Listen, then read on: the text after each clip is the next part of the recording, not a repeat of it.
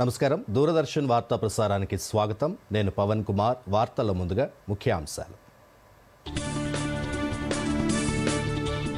Regional ring రోడ్డుతో నగర ముఖ చిత్రం మారబోతోందన్న ఉప ముఖ్యమంత్రి. ఆక్రమణకు గురైన భూములు, చెరువుల్ని హైడ్రాతో రక్షించగలుగుతున్నామని వెల్లడి. మధ్యతరగతి, దిగువ మధ్యతరగతి వర్గాల్ని దృష్టిలో పెట్టుకుని నిర్మాణాలు చేయాలని బిల్డర్లకు సూచన. జూబ్లీహిల్స్ ఉప ఎన్నికల్లో బీజేపీ గెలుస్తుందన్న రామచంద్రరావు. 3 పేర్లతో జాబితాను అధిష్టానానికి పంపించినట్లు వెల్లడి. తెలంగాణ పోలీసుల ఎదుట లొంగిపోయిన 3 మావోయిస్టు కీలక నేతలు. లొంగిపోయిన నక్సల్స్ సౌత్ బస్తర్ దళంలో కీలక స్థానాల్లో పనిచేశారని డీజీపీ వెల్లడి. ఆపరేషన్ కగార్ తర్వాత అనేక మంది లొంగిపోయారన్న శివధర్ రెడ్డి. వెనజులా విపక్ష నేత మరియా మచాడోకు నోబెల్ శాంతి బహుమతి. ప్రజాస్వామ్య హక్కుల్ని పరిరక్షించడంలో చేసిన కృషికి గుర్తింపుగా పీస్ ప్రైజ్. రెండో టెస్ట్ మ్యాచ్లో నిలకడగా ఆడుతున్న భారత్. తొలి రోజు 2 వికెట్ల నష్టానికి 318 పరుగులు చేసిన టీమిండియా. డబుల్ సెంచరీ దిశగా ఓపెనర్ జైస్వాల్. వార్తలోని వివరాలు. రాష్ట్ర వనరులు, అవకాశాలపై ప్రచారం చేసే బాధ్యత National Real Estate Development Council నరెడ్కోపై ఉందని డిప్యూటీ సీఎం భట్టి విక్రమార్క అన్నారు. అన్ని వైపులా హైదరాబాద్ అభివృద్ధి చెందేలా ప్రభుత్వం ప్రణాళికలు రూపొందిస్తోందని చెప్పారు. నరెడ్కో ఆధ్వర్యంలో హైటెక్స్లో 3 రోజుల పాటు నిర్వహిస్తున్న ప్రాపర్టీ షోను మంత్రి జూపల్లి కృష్ణారావుతో కలిసి భట్టి విక్రమార్క ప్రారంభించారు. నరెడ్కో బ్రౌచర్ని వారు ఆవిష్కరించారు.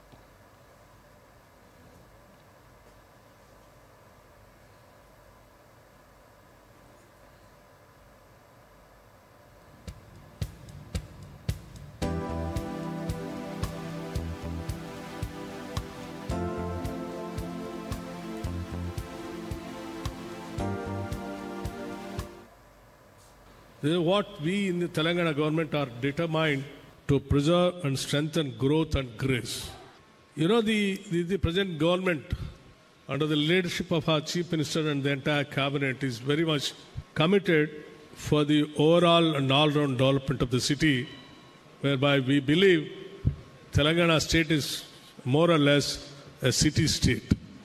Every year we are allotting not less than 10,000 crores for the development of the city, particularly the plan expenditure. I think never in the history of Hyderabad it has taken place like this. Spending in a year 10,000 crores only for the plan expenditure. Nearing about combined, if you see for 2 years, 20,000 crores will definitely change the face of the city. It has just started now. Telangana DGP Shivadhar Reddy ఎదుట 3 కీలక Maoist నేతలు లొంగిపోయారు. సిద్దిపేట జిల్లాకు చెందిన Kunkati Venkataiah alias Ramesh, ఛత్తీస్గఢ్కు చెందిన Todem Ganga alias Soni, Hanumakonda జిల్లా ధర్మసాగరం మండలం తాటికాయల గ్రామానికి చెందిన మొగిలిచెర్ల వెంకటరాజు లొంగిపోయారు. మావోయిస్టుల వివరాలను డీజీపీ శివధర్ రెడ్డి మీడియాకు వివరించారు. లొంగిపోయిన 3 మావోయిస్టులు సౌత్ బస్తర్ దళంలో కీలక స్థానాల్లో పనిచేశారని వెల్లడించారు. ఆపరేషన్ కగార్ ప్రారంభం నుంచి ఇప్పటి వరకు అనేక మంది నక్సల్స్ లొంగిపోయారని, మిగిలిన వాళ్లు కూడా జనజీవన స్రవంతిలో కలిసిపోవాలని డీజీపీ పిలుపునిచ్చారు.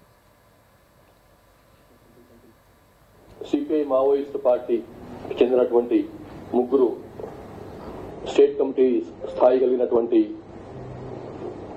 లీడర్స్ వాళ్ళు ప్రజా వాహినిలోకి వెళ్చేందుకంటే బయటకు వచ్చారు. Kunkati Venkataiah alias Vikas, Venkataraju alias Chandu, Todem Ganga alias Soni. ఈ 3 స్టేట్ కమిటీ మెంబర్ ర్యాంక్ ఉన్నటువంటి వారు 3 ఈ రోజు నుంచి బయటకు వచ్చి ప్రజా వాహినిలో కలిసిపోతున్నారు. ఈ మంత్స్ లోనే 412 మంది కార్డర్స్ బయటకు వచ్చిండ్రు, ఇంక్లూడింగ్ ఒక సెంట్రల్ కమిటీ మెంబర్ ఉన్నారు. అందులో 4 స్టేట్ కమిటీ. ఇవి కాకుండా పై స్థాయి, కింది స్థాయి అనుకున్న అన్ని స్థాయిల వాళ్ళు కూడా బయటకు వస్తున్నారు. వాళ్ళకి ఇది మనం ఇంత ఓపెన్ గా ఉండడం కాబట్టి, ప్రభుత్వం ఇంత ఓపెన్ గా పిలుస్తుంది కాబట్టి ఇది వాళ్ళు దాన్ని అవకాశంగా తీసుకుని బయటకు వస్తున్నారు. ఇంకా ముందుకు రమ్మని చెప్పి మేము వాళ్ళు పిలుపునిస్తున్నాం. జూబ్లీహిల్స్ ఉప ఎన్నికల్లో గెలిచి ప్రధాని మోదీకి గిఫ్ట్గా ఇస్తామని బీజేపీ రాష్ట్ర అధ్యక్షుడు ఎన్ రామచంద్రరావు అన్నారు. నాంపల్లిలోని పార్టీ రాష్ట్ర కార్యాలయంలో గ్రేటర్ పరిధి జిల్లాల సమావేశం జరిగింది.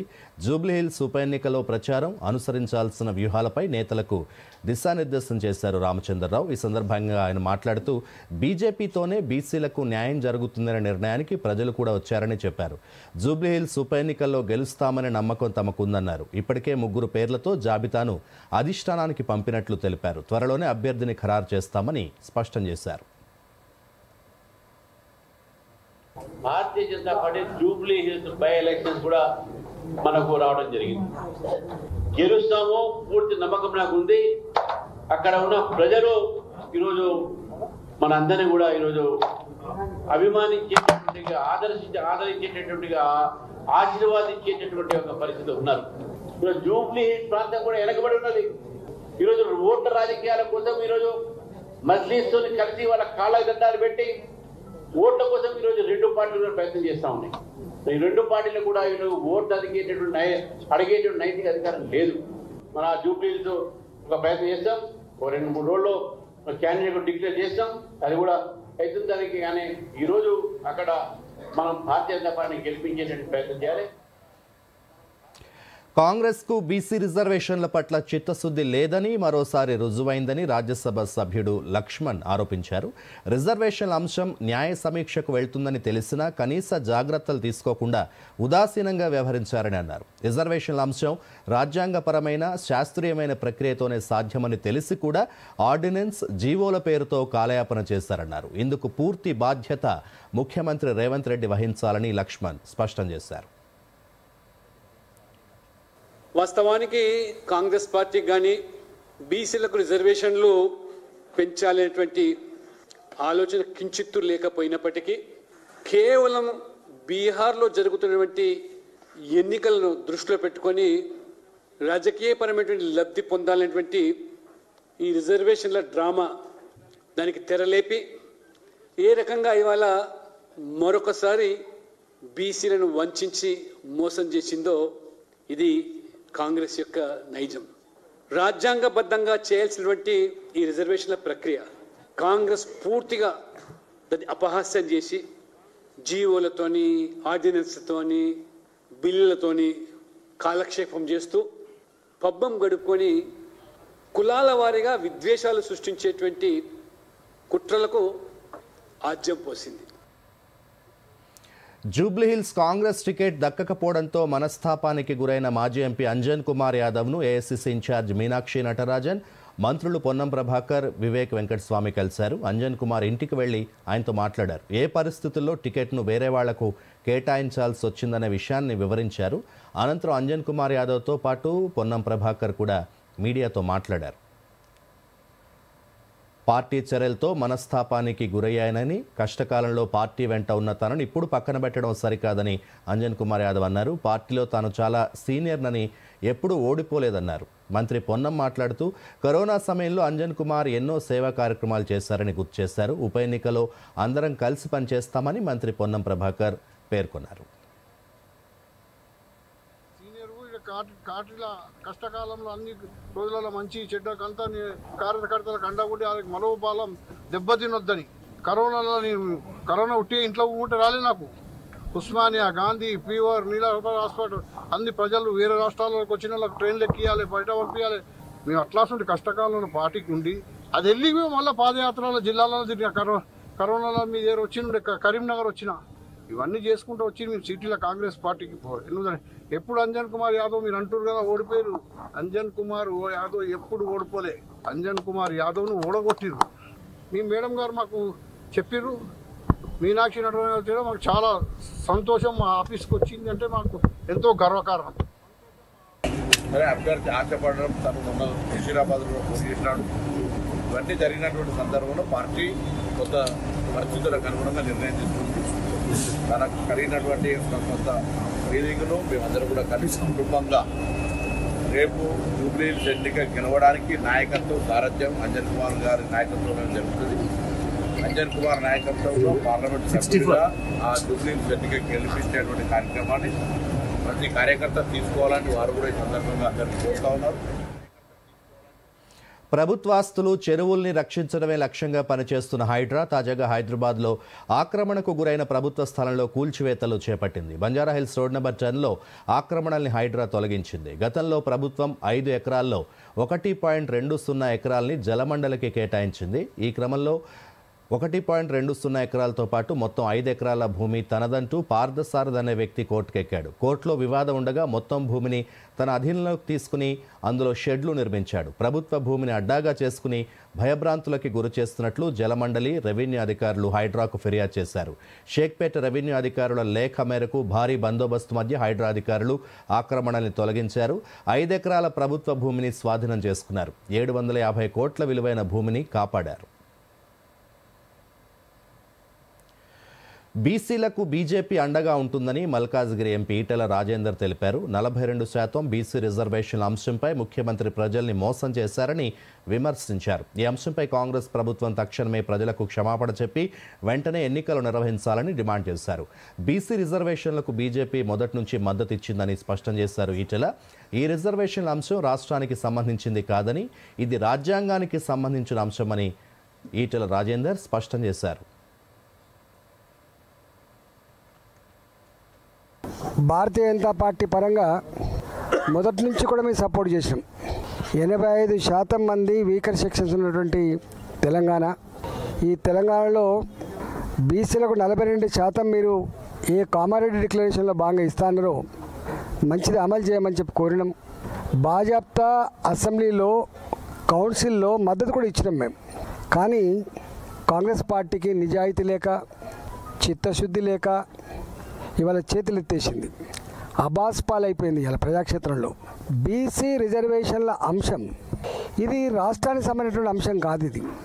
ఇది రాజ్యాంగానికి సంబంధించిన, రాజ్యాంగ సవరణకు సంబంధించిన, ఆ రాజ్యాంగ సవరణ బాధ్యత హక్కు పార్లమెంటుకు ఉంటుంది తప్ప శాసనసభలకు ఉండదు.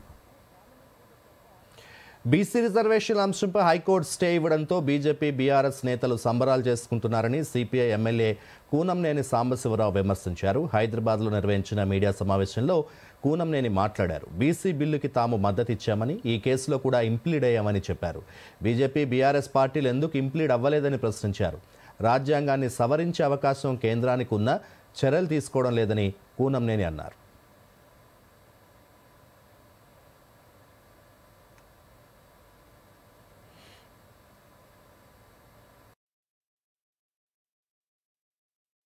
కరెంట్ బిల్, కిరాణం, స్కూల్ ఫీజ్ అన్నీ అయిపోయాయి. బడ్జెట్ రెడీ అయిందా? 5,000 మిగిలాయి. కొత్త చీర తీసుకుంటావా? వద్దు, పోయిన నెలలోనే కదా తీసుకున్నాను. ఇంకోటి వద్దు. ముందుగా బడ్జెట్ వేసుకోండి. చిన్న చిన్న పొదుపులని బ్యాంక్ లో సేవ్ చేసుకోండి. ఇక డబ్బు పెరుగుతుంటే చూస్తూ మురిసిపోండి. చెప్పవులే. ఇక వెళ్ళమ్మా. ఆర్బీఐ అంటోంది, పొదుపు చేసే వనిత సాధిస్తుంది ఘనత.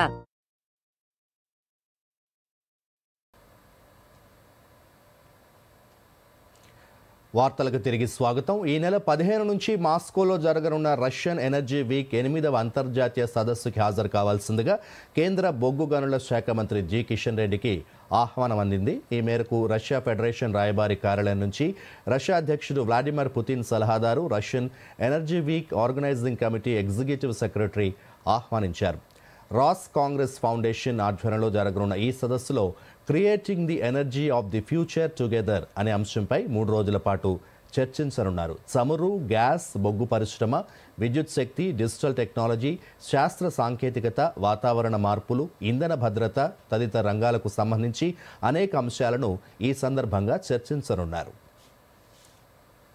సీమాంతర ఉగ్రవాదాన్ని ఎదుర్కోవడంలో భారత్, ఆఫ్ఘనిస్తాన్ కలిసి పనిచేయాలని విదేశాంగ మంత్రి జయశంకర్ తెలిపారు. ఆఫ్ఘనిస్తాన్ విదేశాంగ మంత్రి మౌలవి అమీర్ ఖాన్ ముతాఖీ భారత్ పర్యటనలో భాగంగా ఇవాళ జయశంకర్తో న్యూఢిల్లీలోని హైదరాబాద్ హౌస్లో భేటీ అయ్యారు. ఈ సందర్భంగా జయశంకర్ మాట్లాడుతూ కాబూల్లోని భారత సాంకేతిక మిషన్ను భారత రాయబార కార్యాలయం హోదాకు అప్గ్రేడ్ చేస్తున్నట్లు జయశంకర్ ప్రకటించారు. ఆఫ్ఘనిస్తాన్లో 6 కొత్త ప్రాజెక్టులకు భారత్ కట్టుబడిందని, సద్భావన చిహ్నంగా 20 అంబులెన్స్లను బహుమతిగా ఇవ్వనున్నట్లు డాక్టర్ జయశంకర్ తెలిపారు. ఇందులో భాగంగా 5 అంబులెన్స్లను నేడు జయశంకర్ ఆఫ్ఘనిస్తాన్ విదేశాంగ మంత్రికి అందజేశారు. అలాగే ఆఫ్ఘన్ ఆసుపత్రులకు ఎంఆర్ఐ, సిటీ స్కాన్ యంత్రాలను కూడా అందించనున్నట్లు జయశంకర్ వెల్లడించారు. We are now ready to commit to 6 new projects, a gift of 20 ambulances. It is another gesture of goodwill, and I would like to hand over 5 of them to you personally as a symbolic step. India will also provide MRI and CT scan machines to Afghan hospitals and deliver vaccines for immunization and cancer medicines. We have also supplied drug rehabilitation materials through UNODC and are open to doing more. Excellency, as a first responder, Indian relief materials were delivered to the earthquake sites within hours of the disaster last month. We would like to contribute to the reconstruction of residences in the affected areas. రాష్ట్రపతి ద్రౌపది ముర్ము గుజరాత్లో పర్యటిస్తున్నారు. ఈ సందర్భంగా గిర్ సోమనాథ్లోని సోమనాథ్ మహాదేవ్ ఆలయాన్ని రాష్ట్రపతి ద్రౌపది ముర్ము సందర్శించారు. ఆలయంలో జలాభిషేకం, సోమేశ్వర్ మహాపూజ, ధ్వజ పూజ నిర్వహించారు. అలాగే ఆలయ ప్రాంగణంలోని సర్దార్ వల్లభాయ్ పటేల్ విగ్రహానికి రాష్ట్రపతి పూలమాలలు వేసి నివాళులర్పించారు.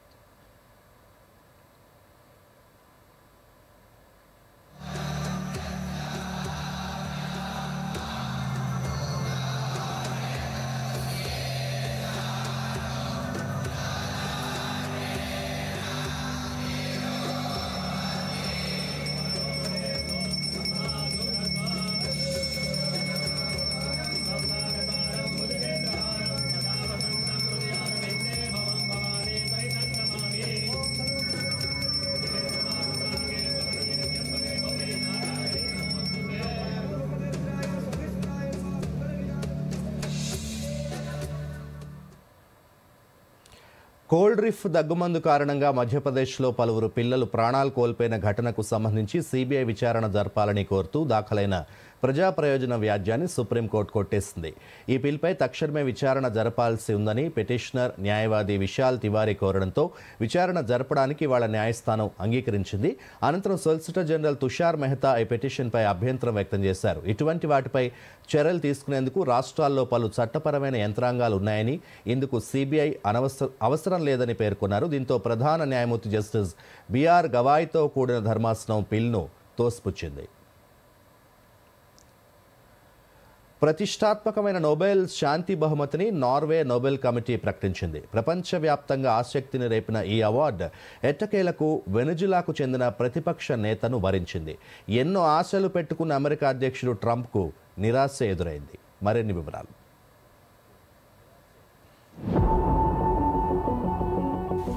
ప్రపంచవ్యాప్తంగా ఆసక్తి రేపిన నోబెల్ శాంతి బహుమతి ఎట్టకేలకు మరియా కొరీనా మచాడోకు దక్కింది. ఈ అవార్డు కోసం అమెరికా అధ్యక్షుడు ట్రంప్తో పాటు అనేక మంది పోటీ పడినప్పటికీ వెనుజులాకు చెందిన రాజకీయ నేతను వరించింది. వెనుజులా ప్రజల ప్రజాస్వామ్య హక్కుల్ని ప్రోత్సహించడంలో ఆమె అవిశ్రాంత కృషికి, నియంతృత్వం నుంచి ప్రజాస్వామ్యానికి న్యాయమైన శాంతియుత పరివర్తనను సాధించడానికి ఆమె చేసిన పోరాటానికి నార్వేజియన్ నోబెల్ కమిటీ 2025 నోబెల్ శాంతి బహుమతిని మరియా కొరీనా మచాడోకు ప్రదానం చేసింది.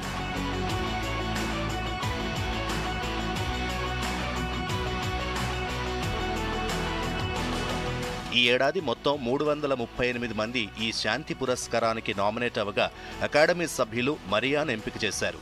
నియంతృత్వం నుంచి ప్రజాస్వామ్య సాధన కోసం శాంతి మార్గంలో ఆమె విశేష కృషి చేశారని నార్వే నోబెల్ కమిటీ తెలిపింది. ఈ క్రమంలో మచాడో ఎన్నో బెదిరింపులు ఎదుర్కొన్నారని, గత ఏడాది కాలంగా అజ్ఞాతంలో జీవించాల్సి వచ్చిందని పేర్కొంది. వెనుజులా సైనికీకరణను తీవ్రంగా వ్యతిరేకించిన ఆమె శాంతియుత మార్గంలో ప్రజాస్వామ్యం కోసం కృషి చేసి ఎంతో మందికి స్ఫూర్తిగా నిలిచారని నోబెల్ కమిటీ వెల్లడించింది. The Norwegian Nobel Committee has decided to award the Nobel Peace Prize for 2025 to Maria Corina Machado.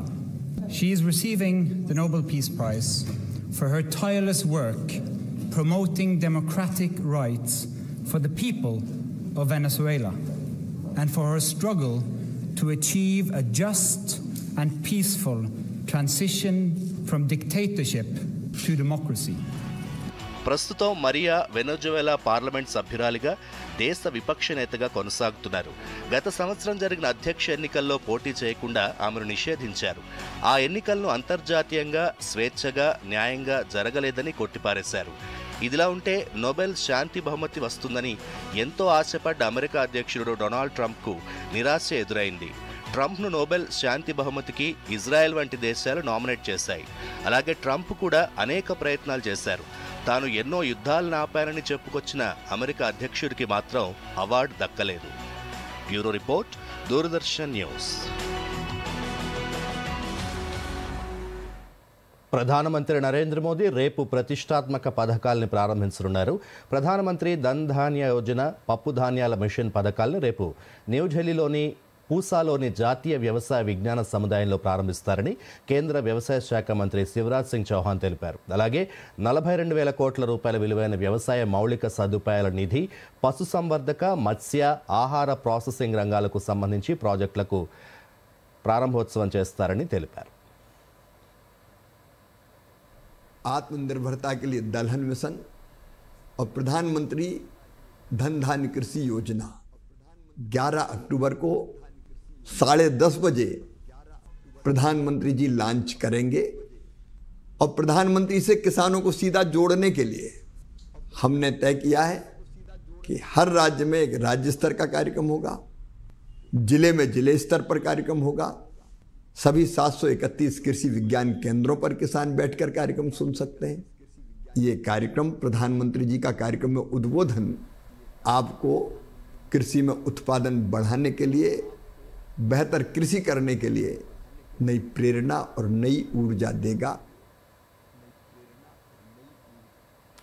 2047 Viksit Bharat లక్ష్యంగా ముందుకు వెళ్లాలని, దేశ భవిష్యత్తు యువత సరికొత్త ఆవిష్కరణలపై ఆధారపడి ఉందని steel research and technology mission governing board member doctor Sanak Mishra పేర్కొన్నారు. వరంగల్ ఎన్ఐటి 67వ ఫౌండేషన్ డే వేడుకల్లో ఆయన ముఖ్య అతిథిగా పాల్గొన్నారు. కాలానుక్రమ జ్ఞానం అనే అంశంపై విద్యార్థులకు దిశానిర్దేశం చేశారు. ఎన్ఐటిలో చదువుకుని దేశ విదేశాల్లో ఉన్న ప్రముఖులు, పూర్వ విద్యార్థులకు అవార్డులను ప్రదానం చేశారు. డాక్టర్ సనక్ మిశ్రా దూరదర్శన్తో ప్రత్యేకంగా మాట్లాడుతూ వరంగల్ ఎన్ఐటి తన సాంకేతిక పరిజ్ఞానాన్ని దేశ అభివృద్ధికి వినియోగిస్తుందని, ఎంతోమంది విద్యార్థుల ప్రగతికి దోహదం చేస్తుందని చెప్పారు. పూర్వ విద్యార్థులు మాట్లాడుతూ ఎంతో ప్రతిష్టాత్మకమైన ఎన్ఐటిలో చదువుకోవడం సంతోషంగా ఉందని చెప్పారు. The first regional engineering college of India, and I had heard much about it, and I'm very impressed by the campus. And the Warangal NIT has contributed a great deal to nation building in terms of the engineers, its alumni, its faculty. They have contributed in engineering, technology, sciences, and it's a pleasure to be here. And I'm inspired by this particular crowd here. But this is a celebration of all that they have done, last 67 years, or 67 years. I'm sure they will continue to grow with and continue their contribution to nation building, what I call. India needs a lot of engineers, high quality. NIT is a brand all over the world today. NIT Warangal is a brand all over the world today. దేశంలోనే మొట్టమొదట స్థాపించబడిన మన ఒకప్పుడు regional engineering college presently national institute of వరంగల్కి ఇక్కడ మేము పూర్వ విద్యార్థులమైనందుకు చాలా సంతోషం. మేము ఇక్కడ గ్లోబల్ నిట్వా అసోసియేషన్ కూడా, ఆలమ్నీ అసోసియేషన్, వీఆర్ రన్నింగ్ ఇట్. దేశంలోనే కాదు, అక్రాస్ ది వరల్డ్ మాకు 35 చాప్టర్ల వరకు సుమారుగా 50,000 మంది పూర్వ విద్యార్థులచే మా యొక్క ఆలమ్నీ అసోసియేషన్ ఫంక్షనింగ్ జరుగుతూ ఉన్నది. ఈ ఎన్ఐటి వరంగల్ ఈ ప్రతిష్టాత్మకంగా 67వ ఫౌండేషన్ డే ఈరోజు జరుపుకోవడం మనందరికీ కూడా మరొకసారి అందరికీ శుభాకాంక్షలు తెలియజేసుకుంటాం. నేను ఈరోజు ఇలా ఉన్నానంటే నేను ఎన్ఐటి వరంగల్లో చదువుకోవటం, అది ఏ బిల్డింగ్కి అయితే కాంక్రీట్ ఫౌండేషన్ ఎంత గట్టిగా ఉండాలో ఉంటే అంత బిల్డింగ్ అంత స్ట్రాంగ్గా ఉంటుంది, ఎంత ఎత్తైనా కట్టొచ్చు. అటువంటి ఫౌండేషన్ని ఎన్ఐటి వరంగల్ క్రియేట్ చేసింది నాకు. దాని నుంచి I'm growing to that. Right now I'm a director of ARCI, Advanced Research Center, which is of Department of Science and Technology, Government of India. Television చరిత్రలోనే అత్యంత ప్రజాదరణ పొందిన మహాభారతం సీరియల్ మరోసారి టెలివిజన్ స్క్రీన్పై అలరించేందుకు సిద్ధమైంది. డిజిటల్ ప్రేక్షకుల్ని అలరించేందుకు ఈ నెల 25 నుంచి ఓటీటీ ప్లాట్ఫామ్ వేవ్స్ వేదికగా ఎక్స్క్లూజివ్గా ప్రసారం అవుతుంది. అనంతరం నవంబర్ 2 నుంచి ప్రతి ఆదివారం దూరదర్శన్లో ఉదయం 11 గంటలకు ప్రసారం కానుంది. ఈ సిరీస్ దేశంతో పాటు ప్రపంచవ్యాప్తంగా వేవ్స్ ఓటీటీ ద్వారా డిజిటల్ ప్రేక్షకులకు ఏకకాలంలో అందుబాటులో ఉంటుంది. దేశీయ స్టాక్ మార్కెట్ సూచీలు లాభాల్లో ముగిశాయి. సెన్సెక్స్ 328 పాయింట్లకు పైగా పెరగ్గా నిఫ్టీ 106 పాయింట్ల మేర వృద్ధి నమోదు చేసింది. సెన్సెక్స్ 328 పాయింట్లు పెరిగి 82,500 వద్ద స్థిరపడింది. ఇక నిఫ్టీ 106 పాయింట్లు పెరిగి 25,288కి చేరింది. రూపాయి మారకం విలువ డాలర్తో పోలిస్తే 88 వద్ద ఉంది. నిఫ్టీ సూచీలో Cipla, SBI, Maruti Suzuki, doctor Reddy labs, Adani ports షేర్లు లాభాలు నమోదు చేశాయి. Tata Steel, TCS, HDFC Life, Tech Mahindra, JSW షేర్లు నష్టాల్లో ముగిశాయి. క్రికెట్. ఢిల్లీలోని అరుణ్ జైట్లీ మైదానం వేదికగా భారత్ వెస్టిండీస్ మధ్య జరుగుతున్న రెండో టెస్టులో తొలి రోజు ఆట ముగిసింది. టాస్ గెలిచి బ్యాటింగ్ ఎంచుకున్న టీమిండియా ఆట ముగిసే సమయానికి 2 వికెట్లు కోల్పోయి 318 పరుగులు చేసింది. ఓపెనర్ యశస్వి జైస్వాల్ 173 పరుగులతో డబుల్ సెంచరీకి చేరువలో ఉన్నాడు.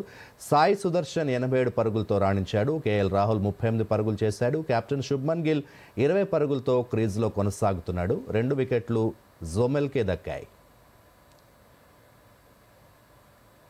కాంతారా చాప్టర్ 1 సినిమా భారీగా కలెక్షన్లు సాధిస్తోంది. విడుదలైన 9 రోజుల్లోనే 500 కోట్ల క్లబ్లో స్థానం సొంతం చేసుకుంది.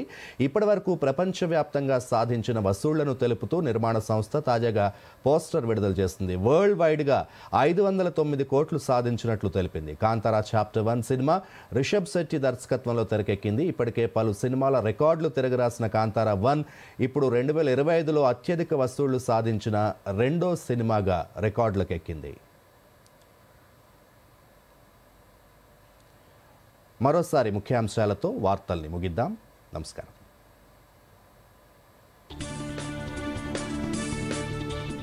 రీజనల్ రింగ్ రోడ్డుతో నగర ముఖ చిత్రం మారబోతోందన్న ఉప ముఖ్యమంత్రి.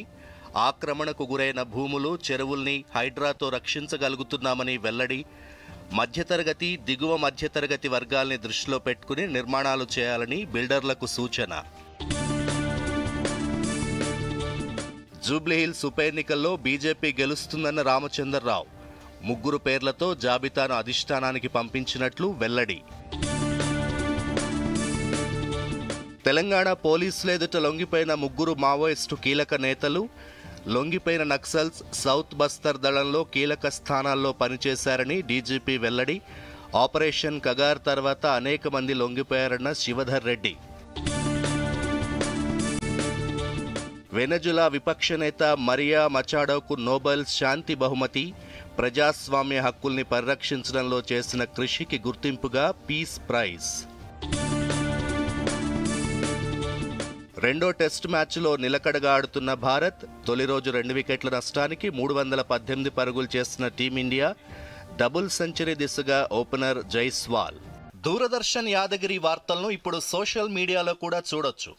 యూట్యూబ్ అయితే డిడి న్యూస్ తెలంగాణ, ఎక్స్ వేదికగా అయితే DD news Telangana @DD Yadagiri news, Facebook అయితే